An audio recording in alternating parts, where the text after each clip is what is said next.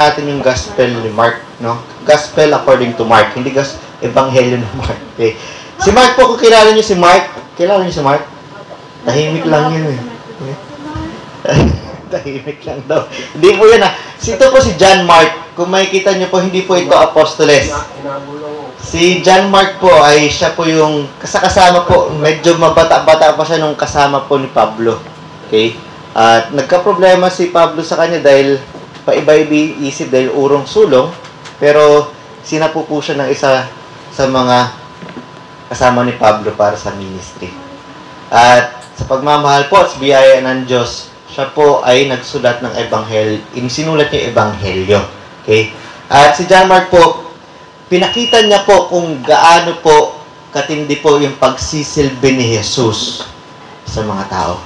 So dito sa Gospel according to Mark, ay pinapakita niya na si Jesus po ay tagasilbi.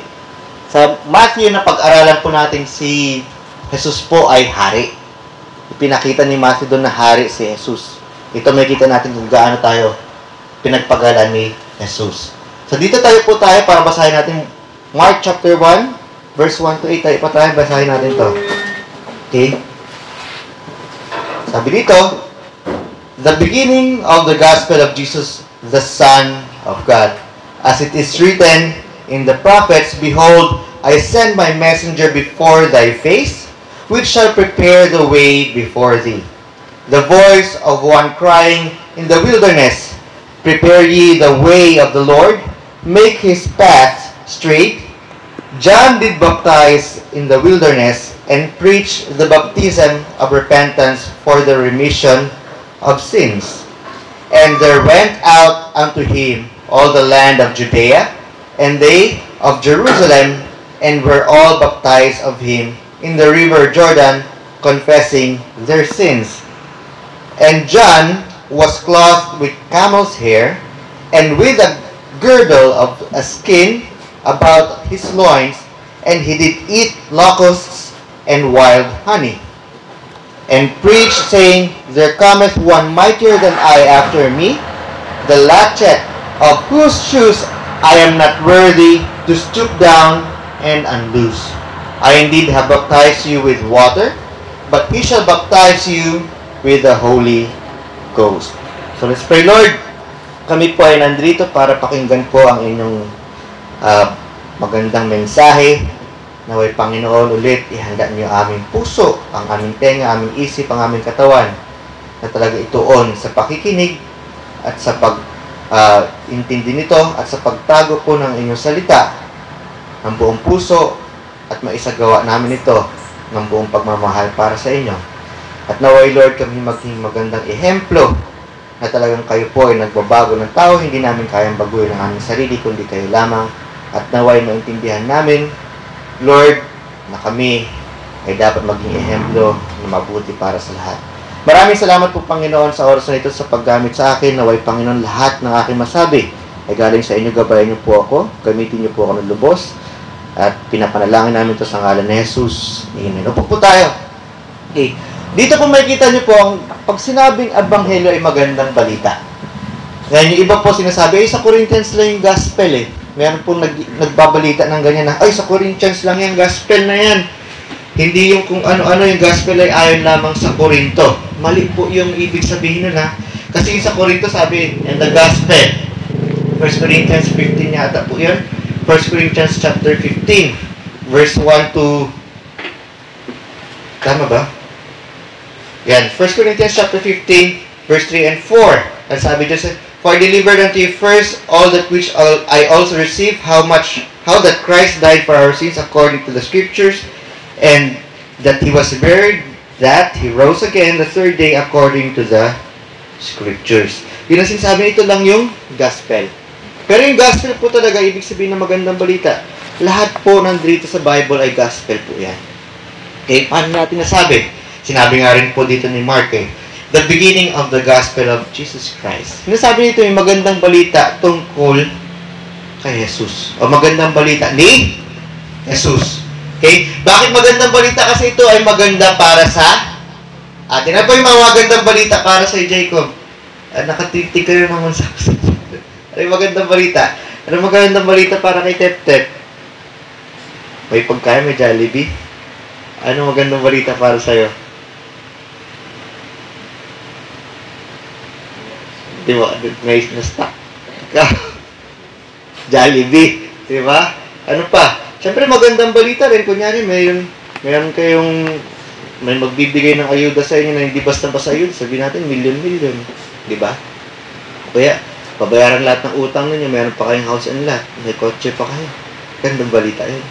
Pero yung napakagandang balita dito is, nilibre na tayo sa ating mga kasalanan. Ibig sabihin, libre, free na tayo. Di ba?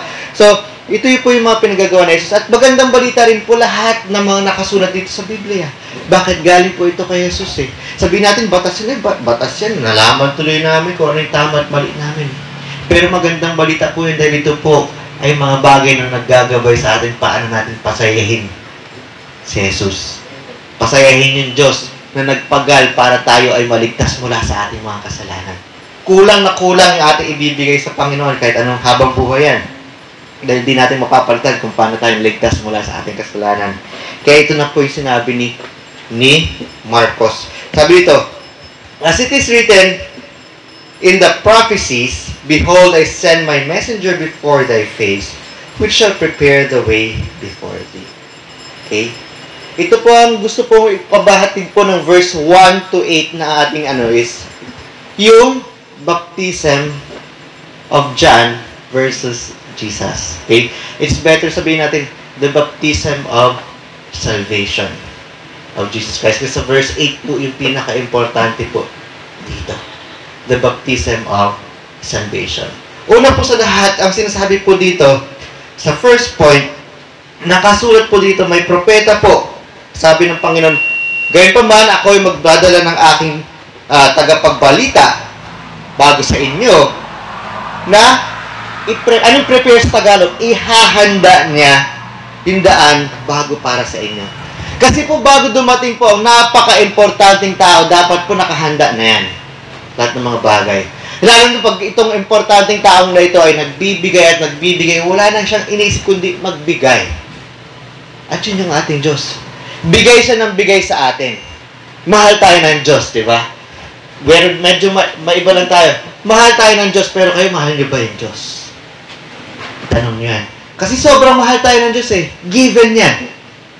Pero tayo, hinihiling ng Diyos na mahalin natin siya pabalik. Di ba? Paano natin ipakita yan? Isa dyan is talagang pagsunod sa kanyang utos ng buong pagmamahal. At walang pagkukunwari. Isa sa mga bagay na yan. At dito, sinabi ni Jesus, ayon kay Marcos, na talagang may papadala siyang propeta, isang mensahero, na ipapabatid o ipapaalam sa mga tao na parating na yung Panginoon. Para ready na yung lahat para sa pagtanggap sa Kanya. Siyempre, pag may taong bigay ng bigay sa atin na talagang sobrang laki ng binibigay sa atin, napakaganda na ipaghandaan natin yung pagdating niya. At ganoon po, napaka-importante po ni Jesus para sa atin. Hindi ko po alam, kaya po natanong ko sa inyo, kung mahal nyo rin po ba si Jesus? Mahal niyo po ba yung Diyos? Kasi dapat ganoon po ka-importante siya. Tingnan niyo po magpapadala pa siya ng mensahero para po, ang Diyos Ama, para tanggapin si Jesus. Para ready na tayo, hindi tayo ay sumasablay na sumasablay. Diba nakakahiya naman? Lahat na lang galing sa Kanya tapos ganoon. Paano pag binitawan niya lahat? Isa sa mga bagay dapat natin huwag kalimutan is huwag natin kagatin yung kamay na nagbibigay sa atin. Yung nagbibigay sa atin, Diyos yan. Ako hindi ako nagbibigay sa inyo. Lahat na nabibigay ko sa inyo, galing sa Diyos. Yung mensahe man, wala naman ako masyado natutulungan dito. Lahat yan galing sa Diyos. Lahat ng mga gandang bagay galing yan sa Diyos. Kaya ba, di ba kayo mahihiya kung magkakalat kayo, kaya gagawa kayo ng kung ano-anong mali sa harap ng taong nagbibigay sa atin lahat. Dapat ready tayo. Sa mga pinag-aaralan during Thanksgiving, dapat tayo laging present sa presensya ng Panginoon. Dapat lagi nandoon tayo sa presensya ng Panginoon. Kaya dapat lagi tayong ready sa panahon niyan. Pero noong mga panahon na yan, si Jesus ay darating physical. At sinasabi ni Juan Bautista yan. Okay? Si Jesus ay pinanganak na doon, noong mga panahon na ito, nung sinasabi po ito. Pero nire-ready ni Juan Bautista yung mga tao bago si Jesus ay magsimula na kanyang ministry o mga ministeryo. Dahil napakatindi niyan.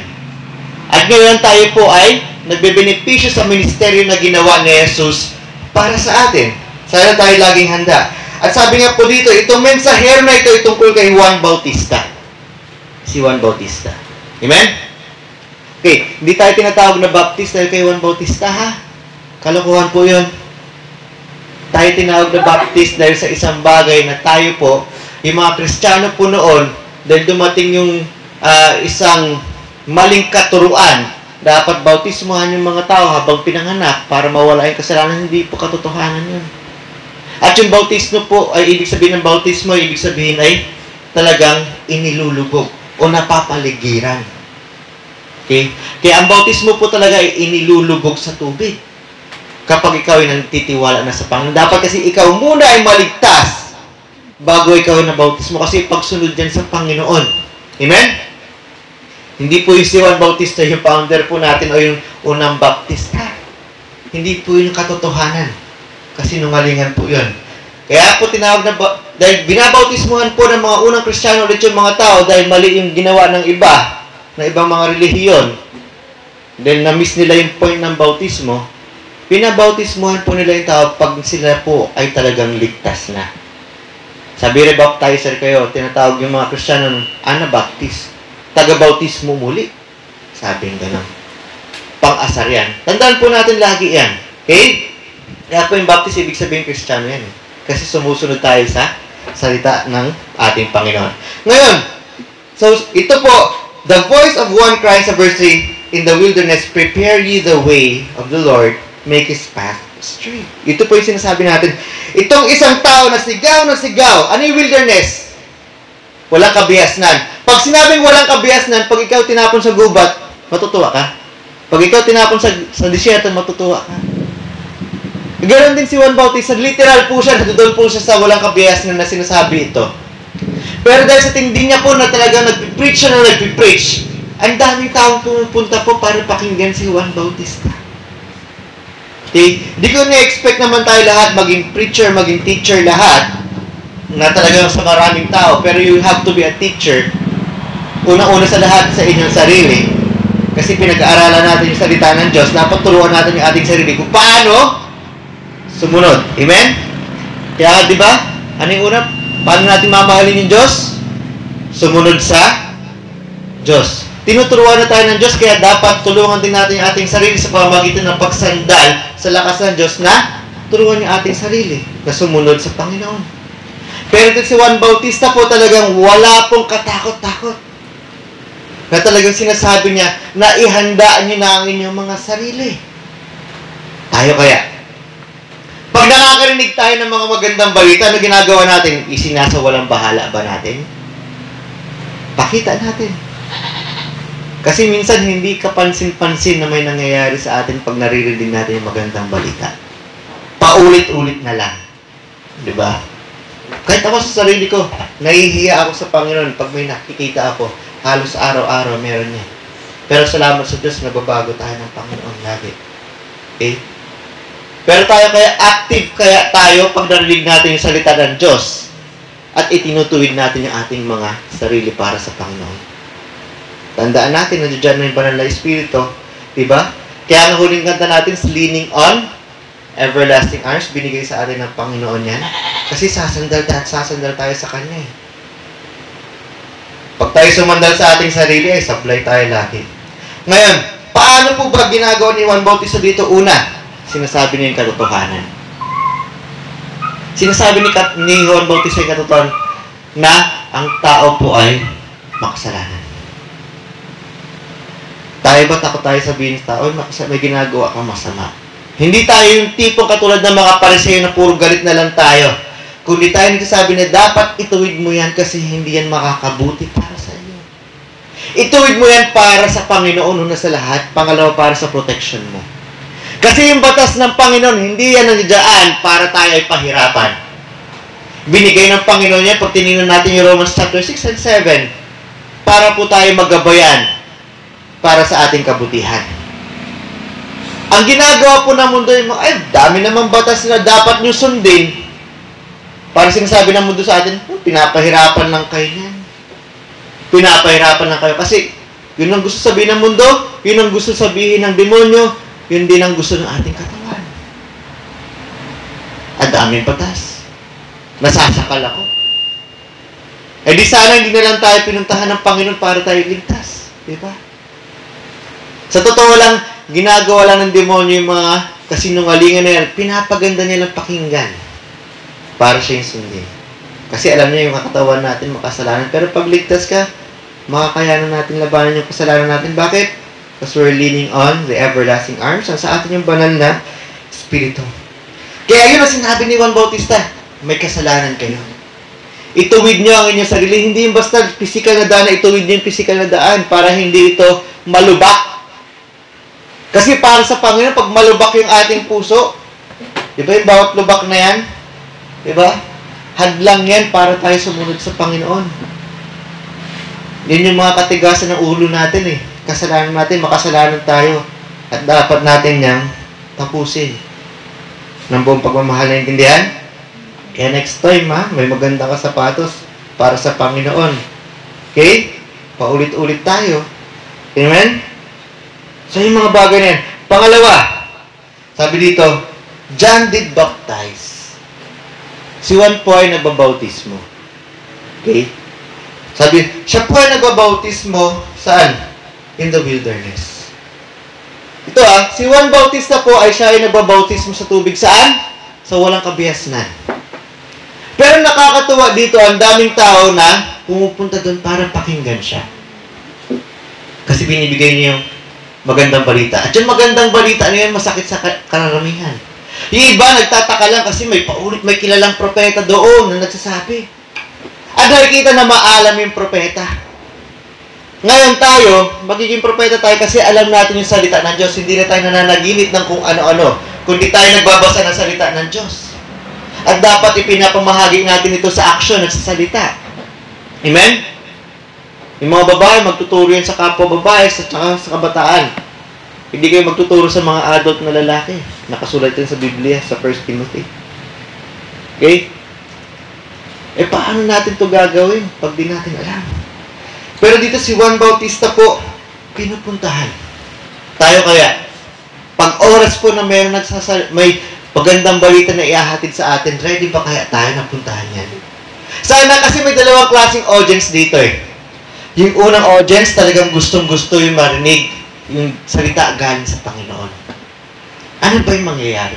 Ano ba yung kagustuhan ng Panginoon? Pero meron dito isa pa, mga meron lang. Mga nagtataka lang, bakit sikat na sikat itong tao ito? Lagyan natin ng pangatlo. Mga inggitero. Kasi nasa sapawan eh. Alam natin may mga inggitero dito, kadalasan ito yung mga Pariseo at mga Saduceo at yung mga pinunong mga pare. Yung mga yan. Isa tatlo sila. Nasaan tayo dyan? So dyan ba tayo para ready tayo tanggapin yung salita ng Panginoon? Sa araw-araw, hindi naman dapat lagi galing kay Pastor yung mensahe. Sa salita pala ng Diyos, meron tayong Biblia. Sino dito walang Bible? Sino dito nagbabasa ng Bible? Dapat magaling na tayo sa English. Nagbabasa tayo lagi ng Bible. Kahit sabihin natin Old English yan. Diba? So, dapat magaling na tayo mag-English yan kasi binabasa natin. O kaya mas naiintindihan natin yung salita ng Diyos kung ano yung ginagawa natin pang araw-araw. Ready kaya tayo katulad ng mga unang grupo ng mga tao na gustong-gusto nila yung magandang balita. Sinasabi dito. Amen? Ano kaya sa atin yan? Pangalawa, tayo ba tayo yung mga taong nagtataka lamang? Pag maraming tao na pumupunta sa bulwagan, nangyari tayo, mag-worship service tayo at lagi tayo excited sa oras na yan. Umiikot-ikot pa tayo para sa salita, para tayo mag-anyaya ng mga tao. Uy, punta tayo doon, baka makakinig ka ng salita ng Diyos. Yung mga nagtataka na dyan, yung iba dyan, talagang permanente na pupunta. Kasi binaintindi sa kanila yung salita ng Diyos at sila po ay nagtuloy-tuloy. Ako rin po may nag-anyaya sa akin na makinig ng salita ng Diyos at doon po ako naligtas. Huwag natin baliwalain yung salita ng Diyos na may nagsasalita. kahit kaya galing sa inyo yan, kasi hindi yan mapupunta sa walang kabuluhan. Eh, paano pag hindi sila naligtas? Choice na nila yun. Yun ang kasalanan nila. Naintindihan? Yun po ang ginagawa nila. Yun po, nasatutunan tayo sa pangatlo. Naiinggit tayo. Naiinggit tayo sa Diyos na merong ganyan. Hindi naman totoo yan. Mga bagay na yan. Binabola lang kayo yan. Diba? Pero maganda rin lagi na titignan natin yung mga mensahe na binibigay sa atin. Kaya napaka-importante na tinitingnan natin yung Bible. Kasi maraming mensahero, lalo na ngayon, November, nagsisimula na yan eh. Pag nasa bus may umaakit na, nagbibigay ng kung ano-anong sobre dyan, kakanta-kanta pa. Sabihin ko po sa inyo sa biyaya lamang po ng Panginoon na kapag bus preaching tayo, pero unang-una ko sinasabi is, libre po ito. Never po ako hihingi, kundi ako po yung magbibigay ng mga pulyetos, mga tracts, paano maligtas. Kasi meron po talaga nagpupunta sa bus para maligtas ka, sabi magbigay ka ng para sa Diyos. Ingat tayo dyan. Sana wala rin mismo sa atin na magagawa ng mga bagay na yun, mga pupunta ng jeep pa. So mag-preach tayo, hihingi tayo. Wag po. Amen? Mag-ingat tayo. Marami nagbibigay ng mga maling balita. Okay? So, saan po tayo sa tatlo? Ready tumanggap? Nandito ka ba dahil nagtataka ka? Inimbita ka? O nandudod ka sa mga inggitera at inggitera? Para gamitin lang din yung salita ng Diyos para sa kanilang sarili. Diba? Sana wala po tayo dyan. Ngayon po, sinasabi po dito that John be baptized in the wilderness. Yun mo, sa malayo pa yan. Sana tayo ganun din and preach baptism of repentance for the remission of sins. Kaya ako sinasabi na si John po, tinuturo niya po sa mga tao na tayo ay mga kamakasalanan kasi tinuturo niya yung repentance eh. Ano ibig sabihin ng repentance? Dapat tayo ay tumalikod sa pagiging makasalanan. Ano ba ibig sabihin ng makasalanan sa kasalanan? Pinagkaiba nila. Ang makasalanan ay estado ng tao. Ang estado ng tao na makasalanan, ito yung pinanggagalingan kung bakit tayo nagkakasala. Gusto natin gumawa ng masama. Gusto natin gumawa laban sa utos ng ating Panginoon. Yun ang pagiging makasalanan. Ngayon, ang repentance po ay tinatawag tayo na tumalikod sa pagiging makasalanan. Ibig sabihin, talikuran na natin yung pagiging rebelde sa ating Diyos. At pag nakita mo nga po si Jesus, pag siya po ay nagbe-preach, sinasabi niya rin yung kasalanan ng tao sa maayos na paraan. Nagiging matigas lang siya pag sa mga taong alam na yung pinag-aaralan nila katulad ng mga Pariseo. Sabi, alam niyo na ito eh. Ba't nagtitigas sa ulo niyo? Kaya matigis yung pagkakasalita niya doon.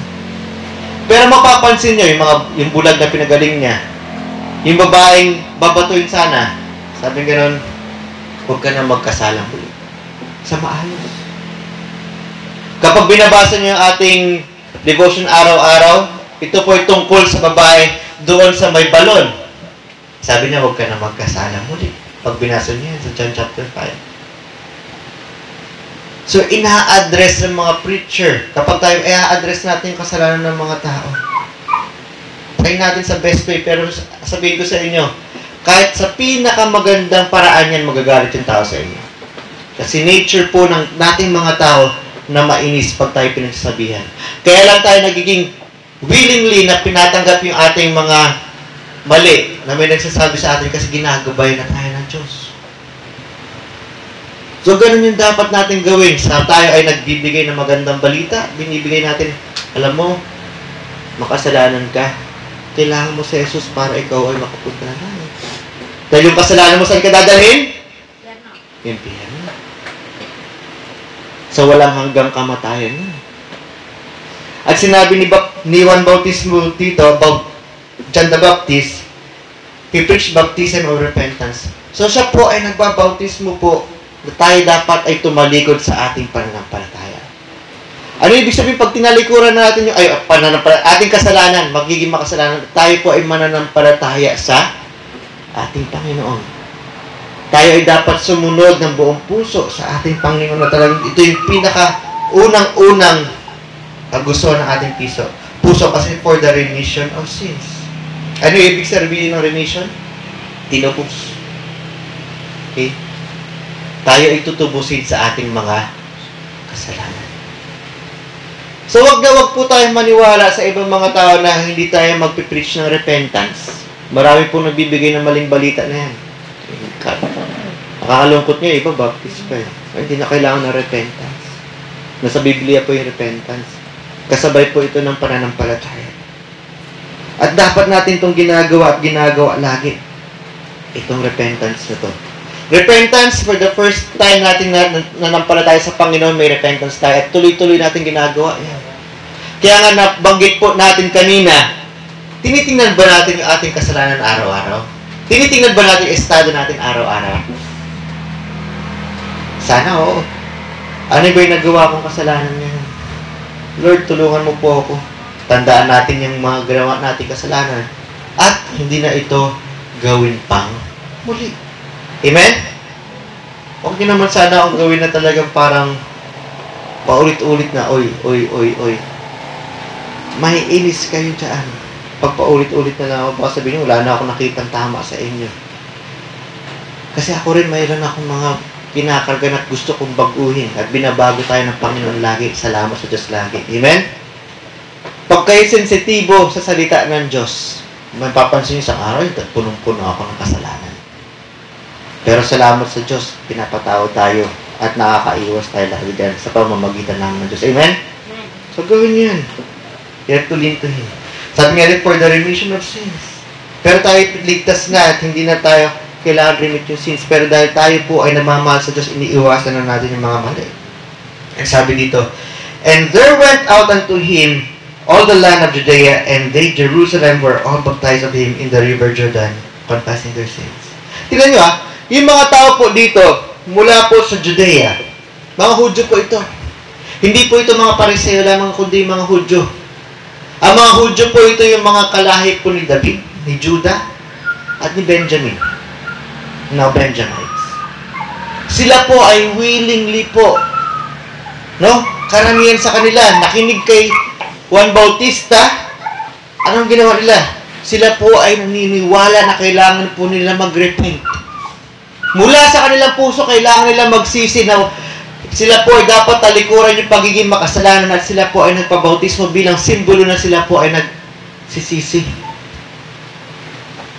Yung mga hindi pa po baptize po dito, ay hindi pa nababaptize pagkatapos sila ay maligtas, kailangan nyo po ng baptisan.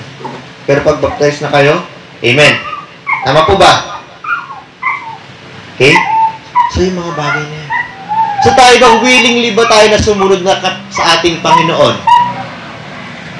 Pag nalaman natin yung tama at mali natin. Yung willingness po na yun, magpapakita po gaano natin kamahal yung ating Panginoon. Yung willingness natin na sumunod sa Panginoon sa mga gawain na pinapagawa sa atin, malaking bagay po na yan. At ako po ulit, natutuwa po sa inyo, sa lahat po na lagi nagsusupport sa ministry ng church. Amen? Meron pa kayong budget, wala na. Pang next week, wala na. Takangiti na lang. Sabihin natin yan. Okay? So, yung mga nagbibigay hanggang sa mga nagtuturo sa bawat ginagawa natin ministry dito, sa paglinis-linis nyo dito sa church, paghahanda ng mga maraming bagay yan. Ang pinaka-importanting araw-araw natin pinapakita sa ating Panginoon at nakikita ng mga tao sa atin. Amen? Kasi, ibig sabihin dun, napalibutan na tayo ng kasiyahan ng Diyos, pero mamaya na natin puntahan yan. Okay? And they're confessing their sins. Alam niyo ibig sabihin ng confessing? Kapag kumpisa ay aminado ka sa iyong kasalanan. Diba? Kunyari ikaw ay isang taong may putok. Wala naman may putok dito kaya na ating gawin. Isa, diba? Tapos yung may putok na yan, kunyari ako may putok. Sabihin niyo ba ako?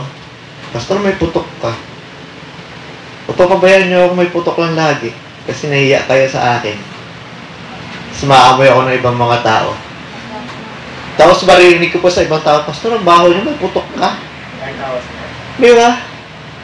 Mas maganda pag kayo unang pastor. Walang galang na. Pero may putok po kayo, baka kailangan niyo po kasi kasuhin yung kilikili niyo.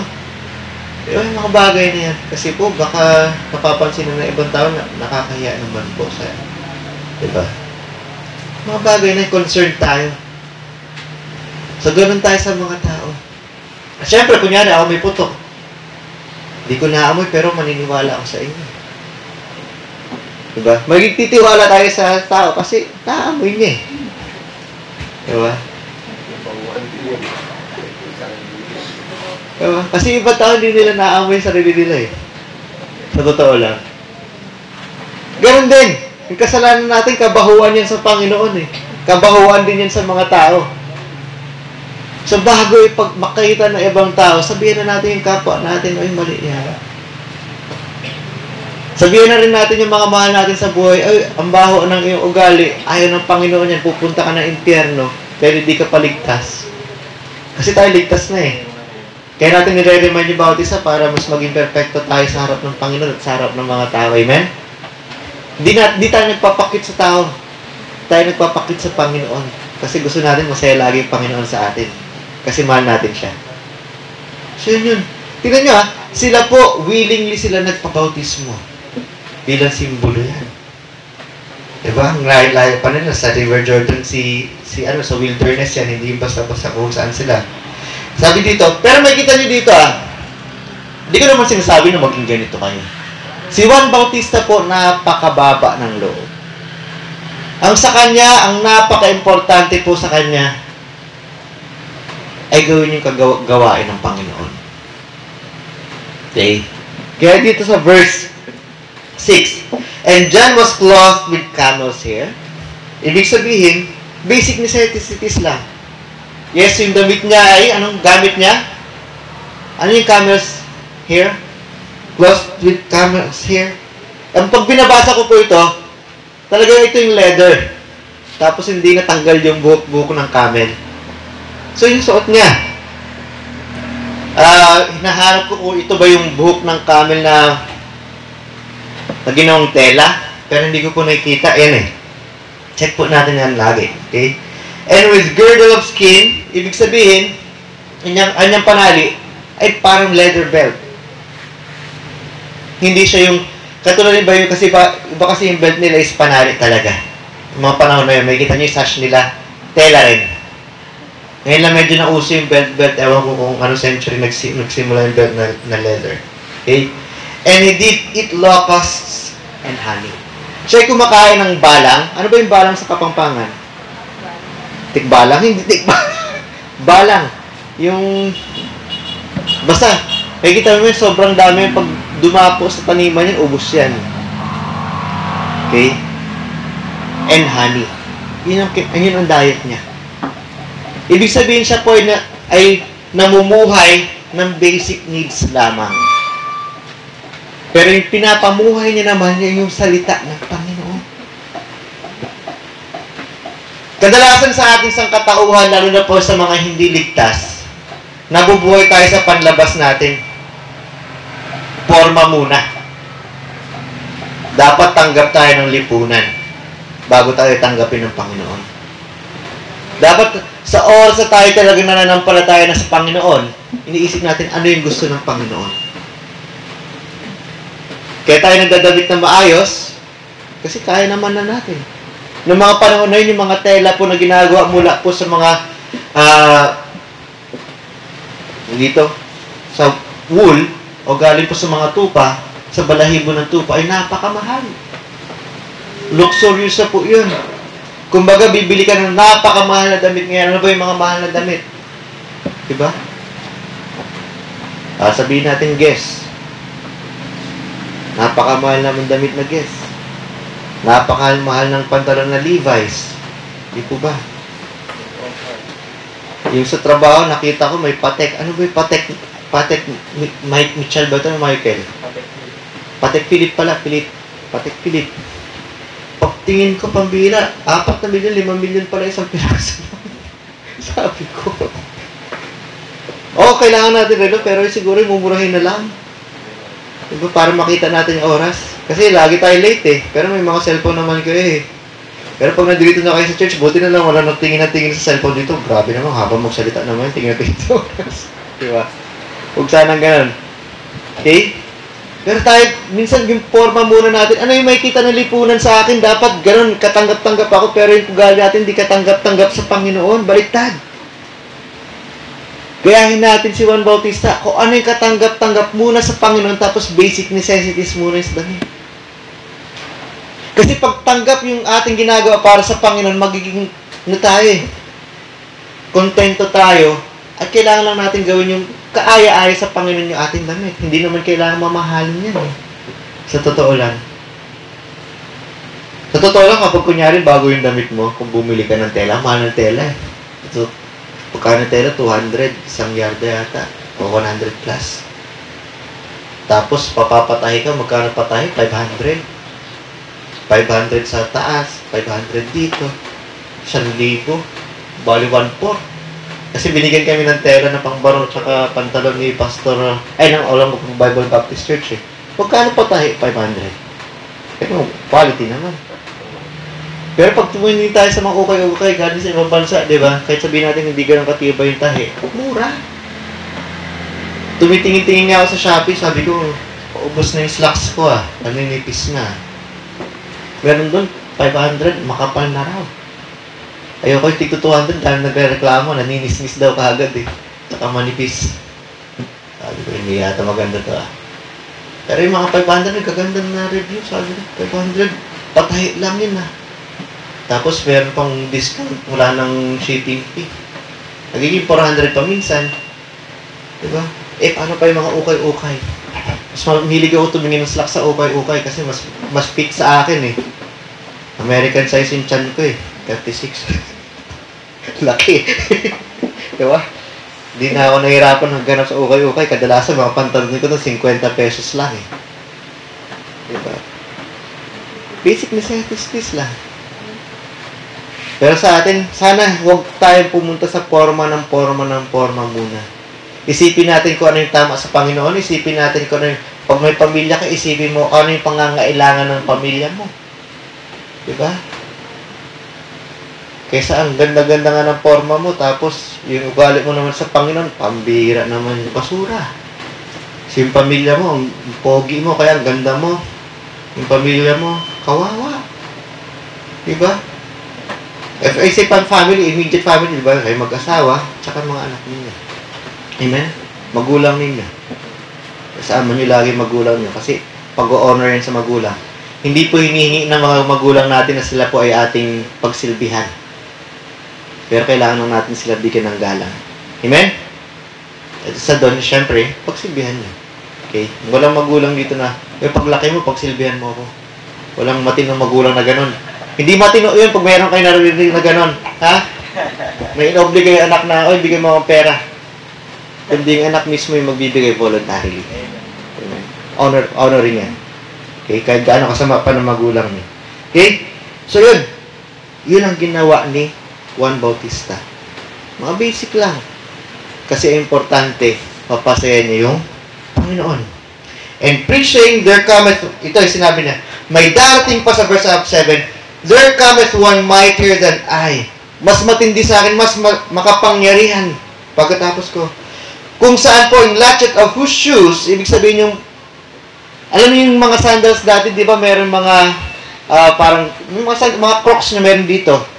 O yung mga tinatali-tali sa sandals. Sabi, yung panalin ng kanyang sapatos, ay hindi ako karapat-dapat na hawakan at tanggalin yun o sikipan. So dito, that stoop down and unloose, ibig sabihin tanggalin. Tanggalin yung sintas. Ganon tayo sa Panginoon. Hindi tayo karapat-dapat pumunta sa kanyang presensya. Pero tinatawag na tayo. Hindi tayo karapat-dapat na gawin yung kanyang gawain. Ginagawa ko dito, hindi ako karapat-dapat dito. Walang karapat-dapat dito. Pero biyaya ng Panginoon, hinihingi niya yun sa atin. Kaya blessed tayo na may pinapagawa yung Panginoon sa atin. Pero ito, alam po ni Juan Bautista, kaya po siya tuwang-tuwa na nagsisilbi para sa Panginoon. Na-preach siya ng preach. Alam niya, delikado yung buhay niya sa ginagawa niya eh. Pero diretso lang. Marami siyang makakabangga. Alam niyo yung kababaan ng loob ni Juan Bautista? Kitang-kita niyo yun sa harap ng Panginoon. Bakit siya kontento? Kasi mababa yung kanyang loob. Yung ulo niya laging para sa Panginoon, nakabow para sa Panginoon, hindi sa lupa, para sa Panginoon. Grounded siya para sa Panginoon. Okay? Sana ganun din tayo lagi. Amen? Wala sana sa atin na maging mayabang. Kung mayabang ako, pakisabihan ako. Kasi wala naman tayo di ba, yung Friday, sino dapat yung ating pinapaglorya, pinapasikat? Sino? Ang Diyos. Okay? So, patapos na po tayo. Okay? Sabi dito, sa verse 8, I indeed have baptized you with water. Literal na sila po ay water. Ibig sabihin sila po ay in-immerse. Ang immersion po, ibig sabihin napapalibutan ng tubig. Paano ka mapapalibutan ng tubig? Kapag ikaw ay nilubog. Pero dito po, nakikita nyo rin po ito sa sa Matthew chapter 3. May dagdag kasi dito, but he shall baptize, sabi si Jesus, ay babautismuhan ka sa pamamagitan ng banal na Espiritu. Pag tinignan niyo yung Matthew chapter 3 and fire. Ano baptize with the Holy Spirit? Ito lagi nag-agree po lahat. Bago ko po chinek sa tawag mo dito. Bago chinek sa commentary, pag-i-immerse sa banal na Espiritu o paglubog sa banal na Espiritu, papalibutan ng banal na Espiritu, si Jesus yung magbibigay sa atin yan. Pagtanggap natin kay Jesus, tayo po ay mapapalibutan ng banal na Espiritu dahil yung banal na Espiritu ay nasa atin. Amen? Hindi tayo kailangan i-baptize muna sa tubig. Sa oras na tinanggap mo si Jesus bilang iyong Panginoon at ililigtas ka sa iyong kasalanan, papalibutan ka na ng banal na Espiritu. Kasi yung banal na Espiritu ay ginawa kang templo. At sinabi nga sa John chapter 14, mananahan yung Diyos sa atin. Amen? At yun yung banal na Espiritu. Di ba tayo natutuwa na ganun? Di ba? Nung Pentecost po, nangyari yun. Unang-una, nananahan mo yung banal na Espiritu sa lahat ng mga Kristiyano. Sa lahat ng mga sumusunod o tagapagsunod ni Jesus. At hanggang ngayon, tayo po ay nagbe-benepisyo sa bagay na yun. At si Jesus po ay nagbautismo sa atin sa banal na Espiritu. Dahil siya po ay sumunod na siya po ang magiging sakripisyo para sa mga kasalanan natin. Amen? So, yun po yung mga bagay na yan. Pero ba't sa Matthew may fire pa? Lagi natin ay nasasabi sa banal na Espiritu, ano yung fire? Kasi sa dami-dami nakikinig po doon kay Juan Bautista, mga Hudyo, mas maraming hindi mananampalataya. Mas maraming hindi magsisisi. O hindi tatalikuran yung pagiging makasalanan. Ano mangyayari doon? Ano ba yung apoy na yun? Yung mga hindi makikinig, ano yung apoy na yun? Ayan mo. Gusto ba natin yun? Kasi pinapaalam ng Diyos kung paano ka makapasok sa langit sa pamamagitan ng pagtanggap kay Kristo na iyong Panginoon. Pagpapakaalipin ka na at ililigtas ka sa iyong kasalanan. Pero masusunog ang mga hindi gagawa dito. Yun ang isang interpretation dito. Iba sinasabi, hindi, cloven tongues yun, pumasok din. Amen? So whatever that fire is, kung talaga ito pupunta sa impyerno, pag naman sa ating mga mananampalataya, ito yung init ng Panginoon para sa atin, para gabayan tayo.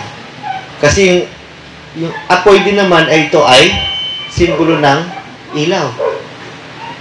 So gagabayan tayo ng gagabayan ng Panginoon. Ipapaalala ng banal na Espiritu sa atin yung mga bagay na itinuro na sa atin ng Panginoong Jesus. At makikita natin yan sa salita ng Diyos. Ulit sinasabi ko, yung buong salita po ng Diyos dito ay Ebanghelyo. Kasi itinuturo lahat yan tungkol kay Jesus na kailangan yung tanggapin si Jesus bilang inyong Panginoon at siya po ang tagapagligtas sa ating mga kasalanan. Amen? Okay? Hindi tatanggapin ni Jesus bilang tagapagligtas. Panginoon.